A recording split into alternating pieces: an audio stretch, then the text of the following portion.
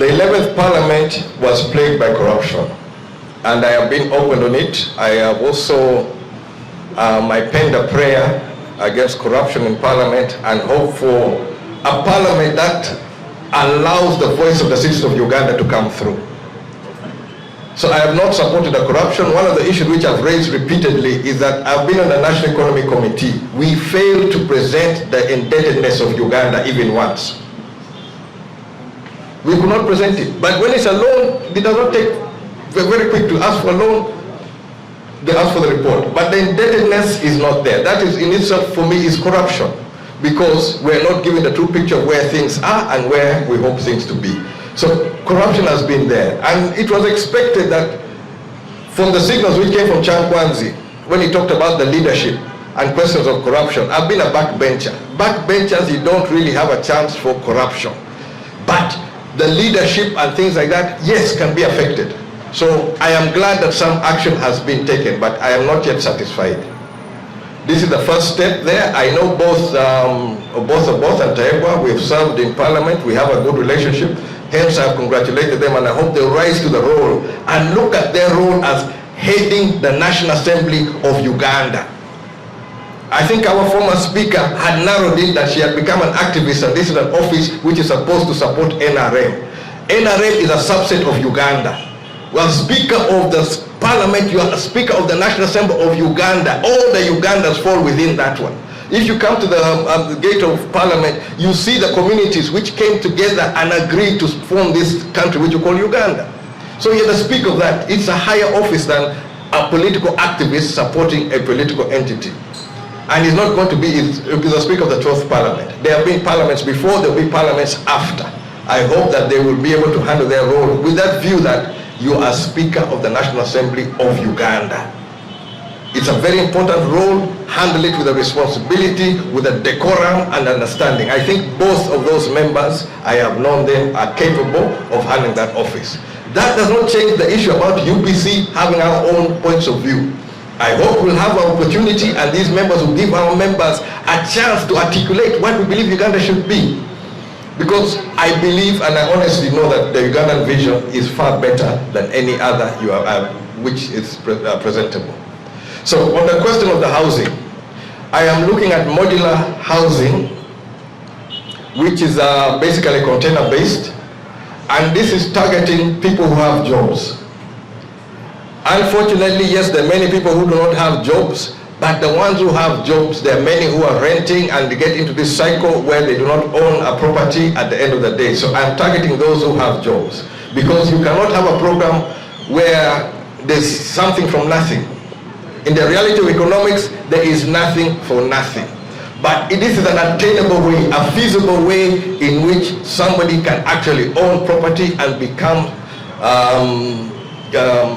the property or the asset profile will improve in that. And the people we've targeted, especially like the teachers, the nurses, the policemen, the soldiers, these are the people who, one, they're very mobile, they can be posted in any part of the country. At the same time, they also need housing. If you go around, you look at the teachers' housing in various schools, you look at police housing, look at the army housing, these are the sort of people who are tackling. But not to be in a government house, but to own. At the end of the day, they own their own property. So that is the vision which UPC has been able to present. And the figures will be available for anybody to cross-check and to show us whether we know what we're doing or we don't. A lot with the late Jacob Olanya on what we hoped the Parliament would be. But unfortunately, Jacob was not able to carry his vision through. And then we ended up in a situation whereby the expedience of immediate gains overtook the long-term stability and development of the politics or of Parliament. So it is immediate gains. In IPOD, we were cheated out of opportunity to have sober, honest discussions. We were having honest discussions on IPOD, on the table, clear issues. People jump in to disorganize it, to pull it out, to make it now something on the back burner. But now, at the same time, we're being told that we're in an alliance where you don't sit and talk.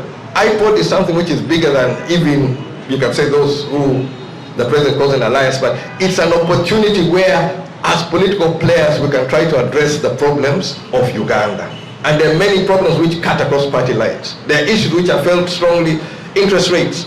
Can we not discuss interest rates as political players? One of the issues affecting people, affecting the questions of housing, affecting the question of livelihoods, is interest rates. People are being swamped by paying interest, the loans which they have. If we don't address it, Ugandans are going under. So UPC is always trying to give a solution. We are not part of the problem, we are part of the solution. Sometimes we may be able to rub people the wrong way in order to wake them up. But in all of the things which we do, we always offer a better alternative. So on the question of housing, the challenge is out. NRM, if you have a better program, you did put it in the manifesto. UPC did not have a chance to put that in the manifesto, we're putting it out now. Please respond and let's see where we go from here. Yes, let me welcome you to Uganda House, the party headquarters. And I am joined by the gallant team of UPC members of parliament in the 12th Parliament of Uganda. I want to take this opportunity, first of all, to thank and congratulate my members of parliament for representing the Uganda People's Congress. Before I go there, let me also extend the congratulations to the Right Honorable Boss of Both and the Right Honorable Thomas Taebwa in their role as Speaker and Deputy Speaker of the 12th Parliament. The important issue here today is that Uganda People's Congress, despite what President Museveni said, we are distinct and different entity from the NRM. And that is why, if we talk about alliances or the like, UPC should have a right to field its own candidate in any race it so chooses. We are not subject to guidance or direction from another party. NRM have the guidance or the headquarters on Chadondo Road. Uganda People's Congress is on Kampala Road, number 10 Kampala Road, and that is why we are here. We are a different entity. So even if the president wants to talk about an alliance, as far as I'm concerned, does not mean I cannot field a candidate. And when I choose to field a candidate, I will field my candidate and I'll support my candidate. And I do not need permission to do so.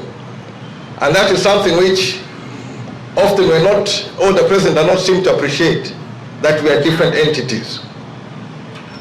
Uganda People's Congress, all of my members here competed against NRM. In the 4 terms I've served in this Parliament of Uganda, I competed against NRM. I have no problem with competition.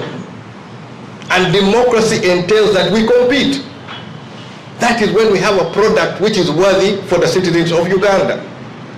So, I thank the team for nominating Honorable Sarah and for standing up for carrying the party flag and for going and representing us, that to make it clear that we are not the same thing.